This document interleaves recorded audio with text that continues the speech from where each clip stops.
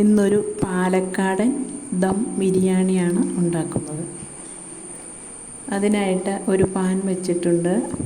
ഇതിലേക്ക് കുറച്ച് നെയ്യ് ചേർത്ത് കൊടുക്കാം. കുറച്ച് സൺഫ്ലവർ ഓയിൽ കൂടി ചേർത്ത് കൊടുക്കാം. ഇതിലേക്ക് ആദ്യം തന്നെ കുറച്ച് സവാള ഒന്ന് ചേർത്ത് ഒന്ന് വറുത്ത് കോരിയെടുക്കാം.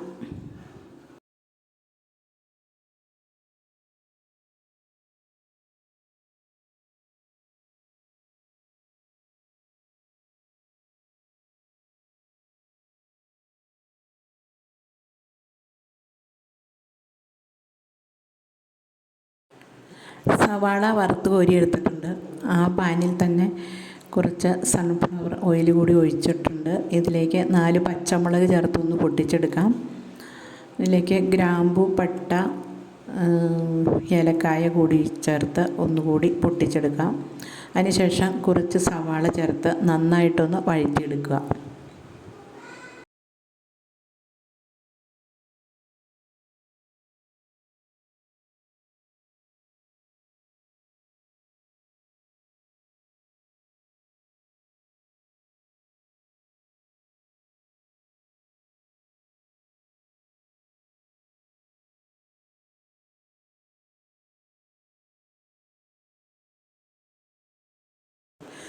സവാള നന്നായിട്ട് വഴറ്റിയ ശേഷം ഇതിലേക്ക് ഒരു 2 തക്കാളിയും കൂടെ ചേർത്ത് നന്നായിട്ട് ഇതുപോലെ ഒന്ന് വഴറ്റിയെടുക്കുക.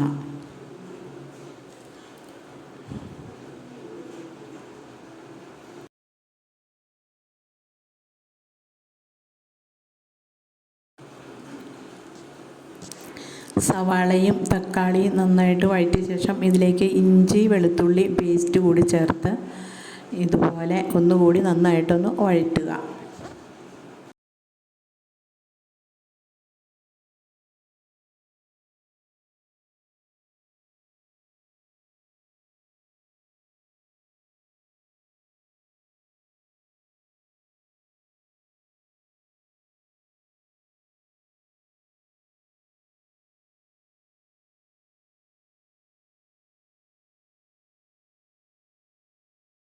ഇതെല്ലാം നന്നായിട്ട് വഴറ്റിയെടുത്തിട്ടുണ്ട്. ഇതിലേക്ക് കുറച്ച് മല്ലിയിലയും ഒരു 4 കറിവേപ്പിലയും കൂടെ ചേർത്ത് ഒന്നുകൂടി ഇതുപോലെ ഒന്ന് വഴറ്റിയെടുക്കുക.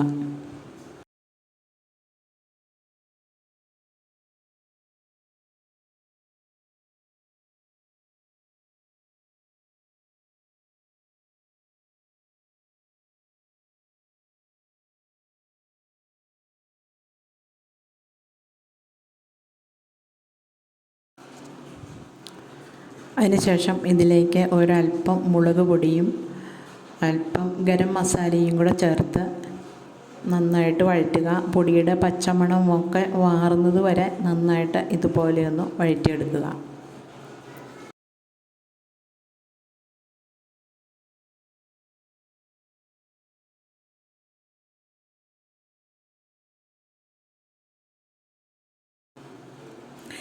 ഒരല്പം തൈര് ചേർത്ത് കൊടുക്കുക.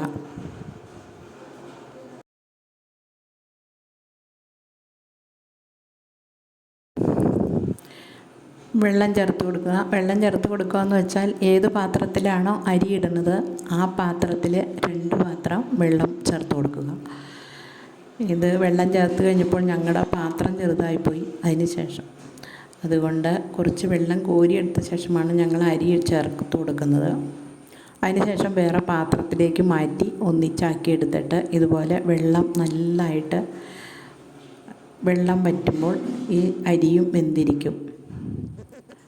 ഇതിലേക്ക് ആവശ്യമായിട്ടുള്ള നെയ്യും കുറച്ച് മല്ലിയിലയും വറുത്ത് വെച്ചിരിക്കുന്ന സവാളയും ചേർത്ത് നന്നായിട്ട് അടച്ച് മൂടി വയ്ക്കുക.